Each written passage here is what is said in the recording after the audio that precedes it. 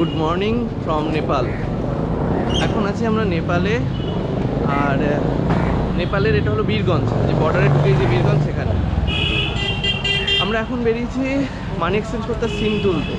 আপাতত দেখি দোকান খুঁজে খুঁজে একটা দোকান থেকে আমাদের মানি পেয়েছে, কিন্তু আমি পাইনি। দেখি কোথা থেকে পাই।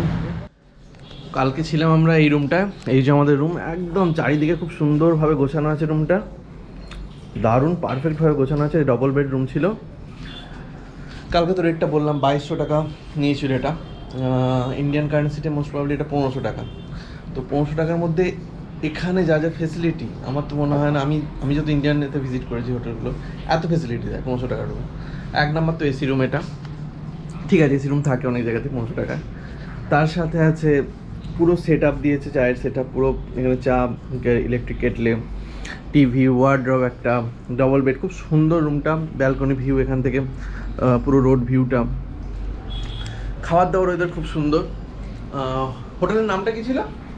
মাকালু হোটেল ছিল, হোটেল মা কালু এটা। তো এখন আমি যাব মানি এক্সচেঞ্জ করতে, আমার এখনো মানি এক্সচেঞ্জ হয়নি। তো কিছুক্ষণ আগে দেখালাম, রোডে ছিলাম, করতে গেছিলাম, কিন্তু এখনো পাইনি। দেখি এরপর বেরোবো, বেরিয়ে তারপর যাবো। একটা রেকটিফিকেশান, এই রুমটা প্রথমে বলেছিলাম 1500, এটা 2200 নেপালি কারেন্সিতে নিয়েছে। কিন্তু ব্যাপারটা হলো, আমরা যেটা কনভার্ট করে দেখলাম, আমরা পেয়েছি 1.58 থেকে 1.60 মধ্যে অয়ন্দা পেয়েছে নেপালি কারেন্সি। তো সেই অনুযায়ী দেখতে গেলে 1300 অ্যাকচুয়াল রুম রেট। তো খুব চিপ, 1300 টাকায় এত কিছু ফেসিলিটি, তাই না অয়ন্দা? তারপরে তার সাথে অয়ন্দা বসে একদম ঠ্যাং ছড়িয়ে চা, স্ন্যাক্স। আমরা এর আগে এই যে অয়ন্দা পুরো খাবারের ভান্ডার নিয়ে এসছে। তো আমাদের চিন্তা নেই, নেপালে প্রচুর খাবারের জিনিসটা নেপালে না বড্ড কস্টলি। তো যার ফলে খাবারটা নিজেদের সাথে যতটা পাওয়া যায়, মানে শুকনো খাবার যতটা পারা যায় নিয়ে চলে এসেছি। আমিও নিয়ে এসেছি, অয়ন্দাও নিয়ে এসেছি। আমি কম নিয়ে এসেছি, অয়ন্দা বেশি নিয়ে এসেছি। অয়ন্দার থেকে সবটা খাবো, ওই জন্য রাক্ষসটা খাবে বলে বেশি করে নিয়ে এসেছি। কই রে তো চায়ের কাপ কই? চিয়ার্স কর, চিয়ার্স কর বাবা, চিয়ার্স কর নে। চিয়ার্স। তো যেটা করতে গেছিলাম, নেপালি কারেন্সি এক্সচেঞ্জ করতে গেছিলাম। নেপালি কারেন্সি এক্সচেঞ্জ হয়ে গেছে, আর সিম তুলতে গেছিলাম, সিমটাও তুলে ফেলেছি। সিমটা আমার যেটা পড়লো 28 দিনের প্ল্যান, 600 টাকা নিল নেপালি কারেন্সিতে, 600 টাকা। ওটা আর 18 GB, most probably 18 GB data, আর নেপালি 400 মিনিট ফ্রি এরকম। তো ঠিক আছে, আমরা হোয়াটসঅ্যাপে কল করবো, আমার যেটা ডেটাটা মেন দরকার। তো 18 জিবি এনাফ, আমরা থাকবো 10 দিন এনাফ 18 জিবি। আর এই যে নেপালি টাকা, একদম প্রচুর বড়লোক হয়ে গেছি। 1000 টাকা, 500 টাকা, 100 টাকা, 50 টাকা, এটা একটা 10 টাকা। তো এই হলো কারেন্সিগুলো, আপাতত কনভার্ট করে নিয়েছি। কারণ এখানে 500 কারেন্সি নিয়ে ঘোরা হলো ইলিগাল, যেটা আমাকে বললো 500 কারেন্সি নিয়ে ঘোরা বিছানার মধ্যে একদম আম্বানি টাকা ছড়িয়ে রেখেছে। হ্যাঁ, তো আমি আম্বানি হয়ে গেছি এখন। ওখানে আম্বানি আর এখানে ছোট আম্বানি টাকা ছড়িয়ে রেখেছে। তো চলো, এবার রাস্তায় দেখা হবে। এবার আজ বেরিয়ে যাবো, কাঠমান্ডু বেরিয়ে যাবে। এবার 12টা প্রায় বাজে, জানি না কখন ঢুকবো। কিন্তু এই সবগুলো প্রসেসগুলো করতে লেট হয়ে গেল, কেন সব দোকান এখানে খোলে 10টা, 10:30টার পর। তো স্বাভাবিকভাবে লেট হয়ে গেল সেই কারণে। ঠিক আছে, চলো। ওকে, আমরা অল সেট টু গো, সব প্যাক হয়ে গেছে। এইটা হলো ওই যে হোটেলটায় ছিলাম, হোটেল মাকালু, তার এইটা পার্কিং এরিয়া। তো সেফ পার্কিং এরিয়া গেট আছে, এখানেই সব পার্কিং হয় হোটেল মাকালুর। হোটেলটা তো দেখালামই, খুব ভালো হোটেল, একটা বাজেট ফ্রেন্ডলি হোটেল এবং লাক্সারিয়াস অলসো। তো দেখি কত কিলোমিটার রাস্তা এখান থেকে নেপাল, এই নেপাল বলছি কাঠমান্ডু। 134, তার মধ্যে 54-55 কিলোমিটার হচ্ছে প্লেন। ওকে, চলো দেখা যাক। এখন আমরা বেরিয়ে পড়েছি কাঠমান্ডুর উদ্দেশ্যে। ওই দিকের মেন রোডটা ওয়ান ওয়ে আছে এখন, তো সেই জন্য আমাদের একটু ঘুরে যেতে হচ্ছে। এদের এখানে সব নাম্বার প্লেটগুলো দেখেছো? এই যে নাম্বার প্লেট এদের ওখানে সব রেড কালারের।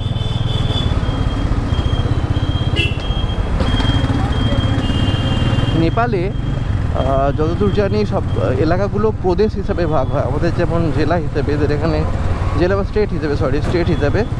তো এদের এখানে প্রদেশ হিসেবে সব ভাগ হয়। এখানে অনেক, এই জায়গাটা প্রচুর হোটেল আছে, হসপিটালটা পেরিয়ে এসে প্রচুর হোটেল অপশন আছে। বীরগঞ্জের এই মার্কেটটা বেশ জমজমাট। এখানে এই জায়গাটা এলে হোটেল থেকে শুরু করে দোকানপত্র সব আছে।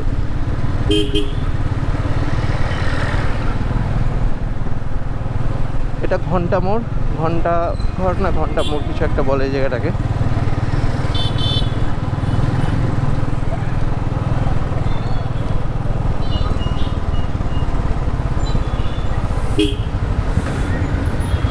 অয়ন্দা ম্যাপ মেরে আছে, অয়ন্দার লোকেশান সেট করা আছে অয়ন্দার ওখানে, সেই জন্য আমি ওকে ফলো করছি।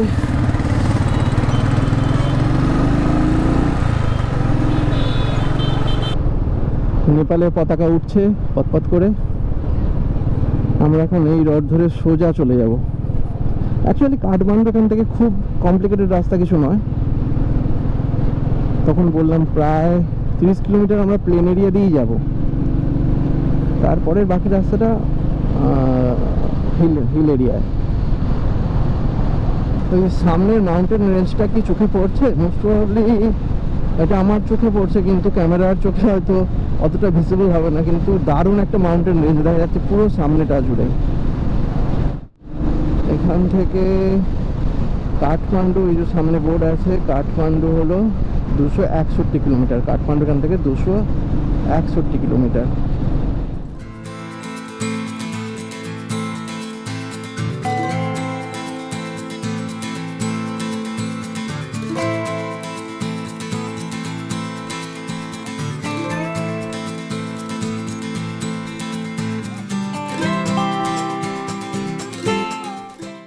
এটা নেপালের NH41 কাঠমান্ডু যাওয়ার রাস্তা। আর দুদিকে দেখতে পাচ্ছ জঙ্গল, মাঝে মাঝে সাইনবোর্ড দেওয়া আছে, হরিণ পারাবারের জায়গা বা হাতি পারাবারের জায়গা বলে সাইনবোর্ড দেওয়া আছে। দুদিকেই ঘন জঙ্গল। মোস্ট প্রবাবলি এটা অনেকটা, সামনে যা দেখে মনে হচ্ছে এটা অনেকটা জায়গা জুড়েই জঙ্গলটা যাচ্ছে।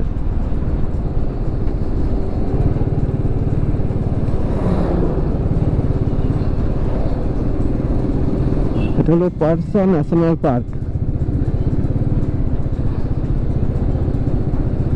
যেখানে আমরা এখন যাচ্ছি। দুদিকে যে জঙ্গলের মধ্যে দিয়ে হলো পারসা ন্যাশনাল পার্ক।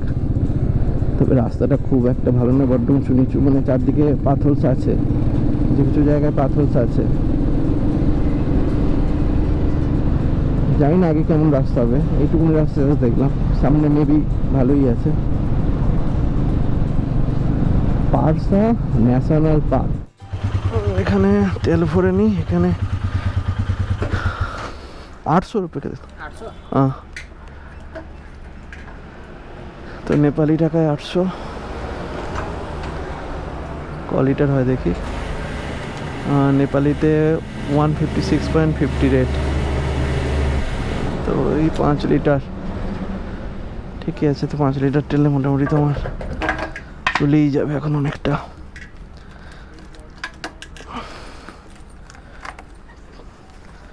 पाँच लीटर हो गया ना, 5 लीटर और 5.11 ठीक है। 800। আঁকা বাঁকা পথে নদী নালার পাশ দিয়ে নেপালের পাহাড়ে আমরা উঠতে শুরু করে দিয়েছি। আগে আগে দেখি আমাদের জন্য নেপাল তার কি ভিউ নিয়ে অপেক্ষা করছে, কিন্তু রাস্তাটা বড্ড আমার গাড়িকে কষ্ট দিচ্ছে।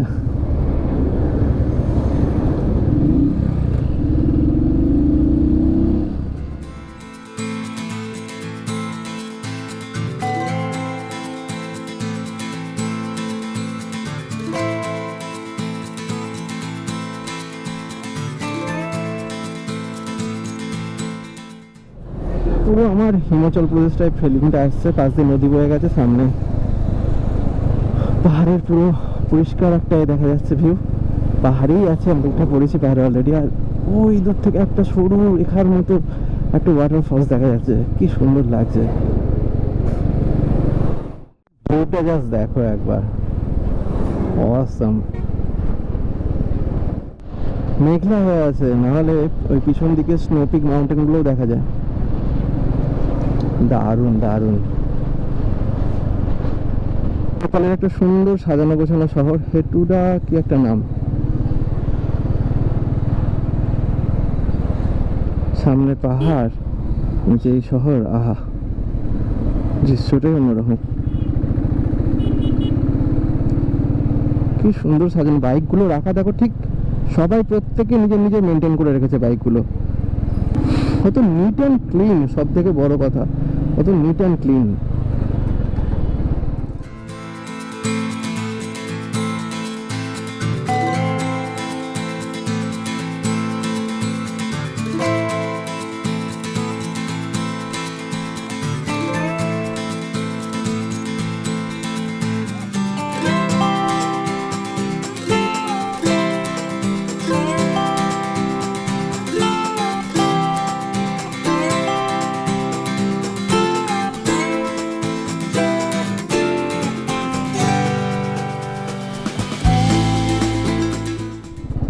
নদীটা কি সুন্দর বয়ে যাচ্ছে, আর এক এক জায়গায় ধস নেমে এই যে বড় বড় পাথর পড়ে আছে, বোল্ডার।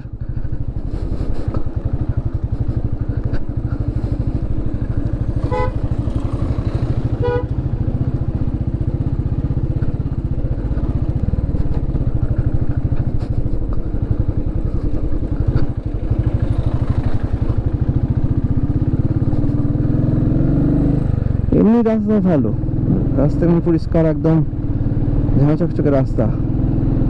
ভায়াসা থেকে ডান দিকে নিলাম, ভায়াসা একটা এর আগে একটা জায়গা ছিল, থেকে ডান দিকে নিয়ে এই রাস্তাটা কাঠমান্ডু যাচ্ছে সোজা। কিন্তু যেখানে যেখানগুলো ওই ধস নেমেছে, এই যে সাইন দেওয়া আছে, সাবধানে যেতে হবে। খালি পাথর নেমেছে উপর থেকে, ধস নেমেছে, তার কারণ রাস্তাটা এরকম নেমে গেছে।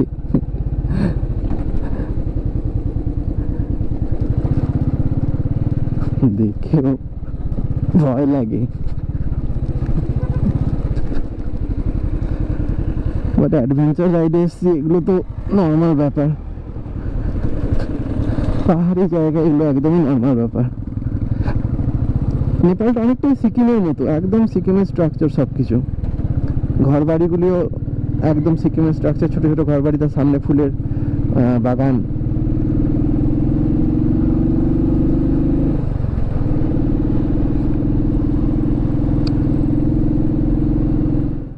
সামনে একটা হ্যাঙ্গিং ব্রিজ দেখা যাচ্ছে। এরকম নেপালের অনেক জায়গায় এরকম নিজেদের মধ্যে কানেকশনের, মানে একটা পাহাড় থেকে আরেকটা পাহাড়ে কানেকশনের জন্য এই ব্রিজগুলো ব্যবহার করা হয়। এরকম অনেক জায়গায় আছে।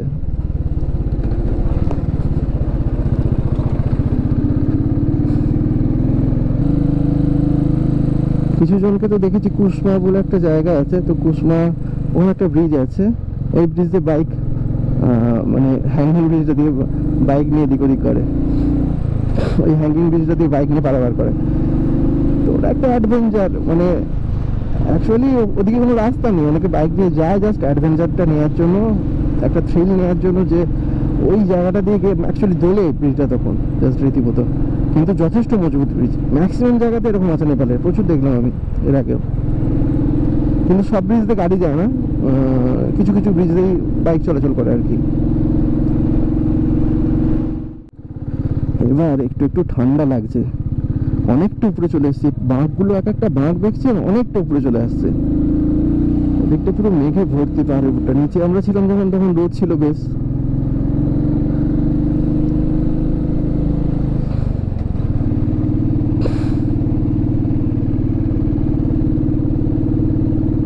হেভি সাতকামি দেওরালি ওয়ানগি অয়নদা অনেকটা এগিয়ে গেছে, কেননা আমার এই থান্ডারবার্ডের একটা প্রবলেম হলো, এই স্লোপগুলো থেকে আমার ইঞ্জিন ব্রেকে ছাড়তে হয়। আমি যদি বেশি ব্রেক ইউজ করি না, এর মাস্টার ব্রেক মানে শেষ একদম। সেম আমার একবার গুরুদাঙ্গমান হয়েছিল, তখন ব্রেক ফেল হয়ে যাওয়ার চান্স প্রচুর থাকে। তো আমি কি ইঞ্জিন ব্রেকে ওই 1 নাম্বার গিয়ার দিয়ে ইঞ্জিন ব্রেকে ছেড়ে দিই, যার ফলে কি হয়, আমি আস্তে আস্তে যাই, 1 আর 2 একদম। যেখানে মানে খুব স্লোপ সেখানটা 1-এ করে দিই, বিশেষ করে বাঁকের মুখগুলো। আর যেখানগুলো একটু নর্মালে থাকে সেখানে আমি 2-এ করি, 1-2 ব্যাস। এর থেকে বেশি এখানে, যেমন এই সামনের স্লোপটা, এখানে আমি 1-এ করে ইঞ্জিন ব্রেকে ছেড়ে দিতে হবে। এই স্লোপগুলোর উপর ডিপেন্ড করে আমি কততে ছাড়বো। আমি যদি বেশি ব্রেক ইউজ করি না, তাহলে মাস্টার ব্রেক একদম যাবে। মাস্টার ব্রেকের যে সিলিন্ডারটা, যেটা মাস্টার সিলিন্ডার থাকে না যে ব্রেকটা, সেটা যাবে, যার ফলে কি আমি জিনিসটা করতে পারি না। সো আমি স্লো হয়ে যাই অবভিয়াসলি। ঠিক আছে, অসুবিধা নেই, স্লো হয়ে গেলে দেরিতে পৌঁছাবো, কিন্তু সেফ তো থাকবো। তো এই রাস্তা দিয়ে আসছিলাম আস্তে আস্তে, জাস্ট এই লোকেশানটা দেখে দাঁড়িয়ে গেলাম। খালি ভিউটা দেখো, একটা অসম্ভব সুন্দর একটা ভিউ। ভ্যালিটা দেখো, নিচের ভ্যালিটা, আর জাস্ট একটা পিকচার ফ্রেম, অসম্ভব সুন্দর। আমরা ধীরে সুস্থে যাচ্ছি, 40 কিলোমিটার এখান থেকে কাঠমান্ডু। তো দারুণ একটা জায়গায় দাঁড়িয়েছি।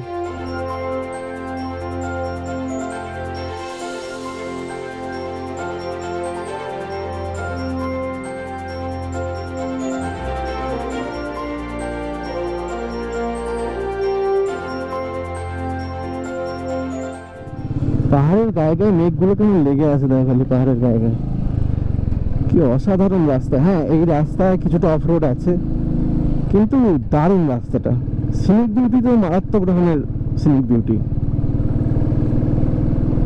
আমরা কিছুক্ষণ আগে দাঁড়িয়েছিলাম, দাঁড়িয়ে অল্প বিস্তর একটু ফটোশ্যুট করলাম, ব্যাস। সামনে দেখি কোথাও চায়ের দোকান কিছু আছে কিনা, থাকলে সেখানে একটু দাঁড়াবো, একটু চা খাবো। আবার 40 কিলোমিটারই দেখলাম কাঠমান্ডু এখান থেকে। 2 ঘন্টা লাগার কথা, দেখা যাক।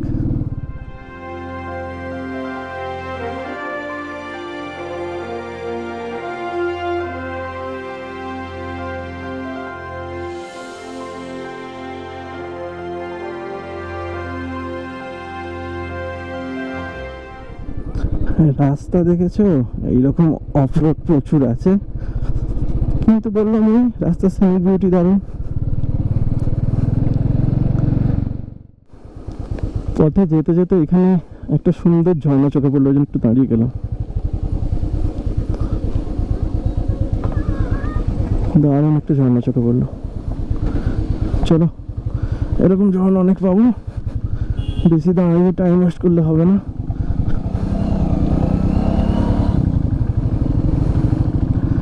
অন্ধা চলে গেছে, অন্ধটা দাঁড়াবেন না আপনি, করে গাড়ি ট্রেনে চলে যাচ্ছে। তো সুন্দর সুন্দর জায়গাগুলো দাঁড়িয়ে দেখি একটু, ও সব কোনো ব্যাপার না। এখানের কাজ হচ্ছে, উপর থেকে পাথর পড়ছে, ওই যে কাজ হচ্ছে। আমি আটকে ছিলাম, অন্ধা এগিয়ে গেছে, বাইককে ছেড়ে দিল, 4 হুইলারগুলোকে এখন আটকে রেখেছে। Thank god. চলো, আমি তো এমনিই যাবো আস্তে আস্তে। এই হলো রোড এখানকার। লাস্ট আমি মোটামুটি 10 কিলোমিটার আগে, মনে হয় 9-10 কিলোমিটার আগে ওই ভালো রোড পেয়েছিলাম, তারপর সবই এরকম রোড। আসলে পাহাড়ের রাস্তা তো ভাঙে, ধস নামে, আবার তৈরি হয়, সেই কারণে রোডকে দোষ দিয়ে লাভ নেই, কত মেনটেন করবে। আমার গাড়ি যে এটা নিতে পারছে এটাই অনেক। তবে এই বাইকটা অনেক জায়গাতেই লোড নিয়েছে অলরেডি, লাদাখে নিয়েছে, মেঘালয়ে নিয়েছে, সিকিমে নিয়েছে, এখন নেপাল। চেতক, তুই কত জায়গা ঘুরে ফেললি ভাই। হ্যাঁ, আমাকেও ঘুরিয়েছিস, তার জন্য থ্যাংক ইউ।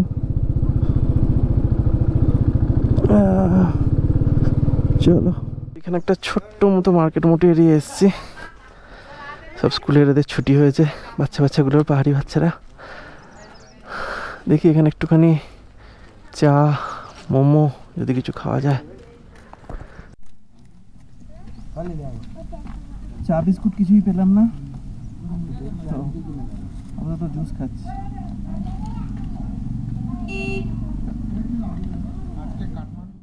নেপালের এই রাস্তাগুলোই না কাজ হচ্ছে, আশা করছি আর বছরখানেকের মধ্যে এই রাস্তাগুলো পাকা হয়ে যাবে। সব পিছনে সব রাস্তায় দেখলাম কাজ হচ্ছে।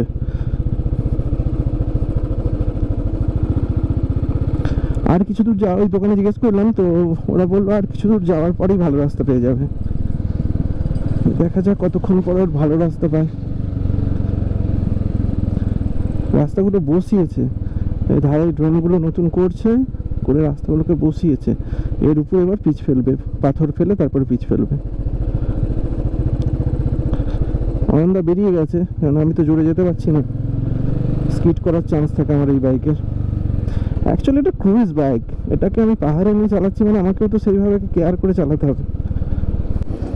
এই যে বলছিলাম রাস্তায় কাজ হচ্ছে, ওই যে ওইদিকে কাজ হচ্ছে, এই যে পিছনে মাটি সরানোর কাজ চলছে, রাস্তাটা কাজ চলছে এখন, কতদিন পর ঠিক হয় কে জানে। এতক্ষণ পর এই ভালো রোডটা পেলাম। আর ওইদিকে শহরটা দেখো, পুরো ভ্যালি জুড়ে, হা হা হা হা।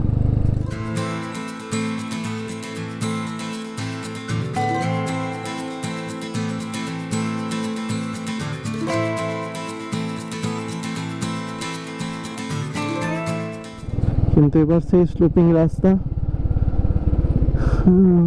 ঠিক আছে, চলো, যেতে তো হবেই। এইটাই নেমে গেছে একদম শহরের ভিতরে, আমরা ওখানেই যাচ্ছি।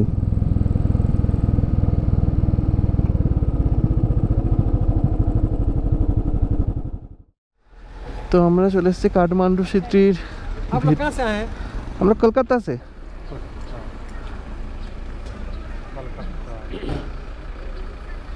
তো এখানে এন্ট্রি করতে হয় অ্যাকচুয়ালি গাড়ির নাম্বার দিয়ে, ভানসার দেখিয়ে এন্ট্রি করতে হয়, এন্ট্রি করে কাঠমান্ডু যেতে হয়। চলো।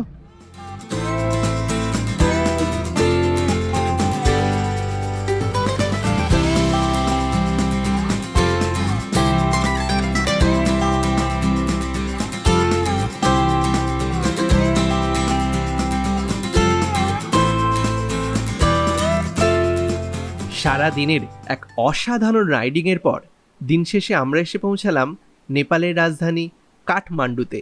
বীরগঞ্জের পর আবার এক জনসমুদ্রের মধ্যে এসে পড়লাম আমরা।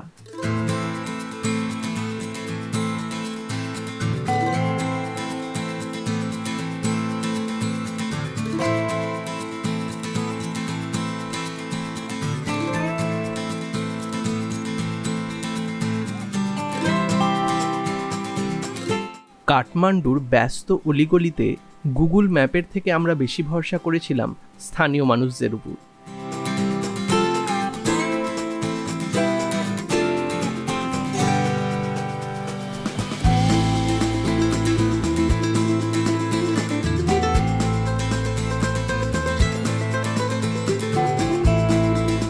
এক সময় আমরা এসে পৌঁছালাম এখানকার বিখ্যাত মার্কেট এরিয়া থামেলে।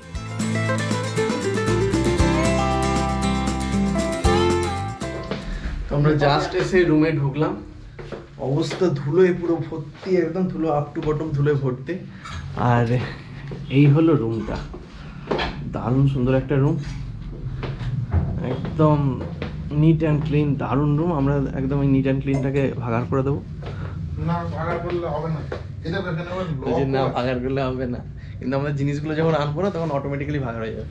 তো রুমে এত সুন্দর এসি রুম, ঠিক আছে, কেটলি দেওয়া আছে, ফ্রিজ দেওয়া আছে, রেডিমেড সব কিছু দেওয়া আছে, আর কি চাই। এবার প্রাইসটা হলো ইন্ডিয়ান রুপিতে 2100 টাকা। তো যেহেতু দুজন আছি শেয়ার করে 1000 করে হয়ে যাবে। ঠিক আছে, বাইরে হোটেলটা দেখিয়ে দিচ্ছি বাইরে থেকে।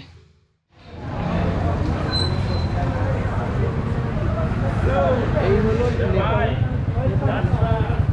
নেপালে পুরো মার্কেটটা ভর্তি ফরেনারে। আর এই জায়গাটা তো পুরো একদম জমজমাট এরিয়া, এই জায়গাটা দারুণ জমজমাট এরিয়া। এটা হলো নার্সিং চক,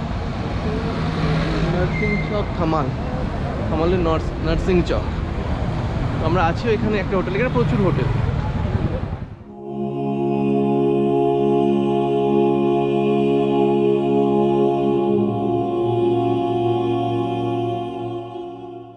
বাজার ঘোরা কমপ্লিট, বাজারে মার্কেটিং সব কমপ্লিট হয়ে গেছে। মার্কেটিং করে এসে রুমে এসেছি, কিন্তু আমরা রুমের এই রহস্যটা জানতাম না। ভাইবসটা খালি দেখো রুমের। আর এটা কিসের জন্য পারফেক্ট সেটা বুঝতেই পারছো। তবে রুমটা সেই অসম রুম, এই প্রাইসে অসম রুম। ঠিক আছে, চলো আজকের মতো ব্লগটা শেষ করছি। আবার কালকে লোকাল কাঠমান্ডু সাইট সিং দিয়ে নতুন ব্লগ শুরু করবো।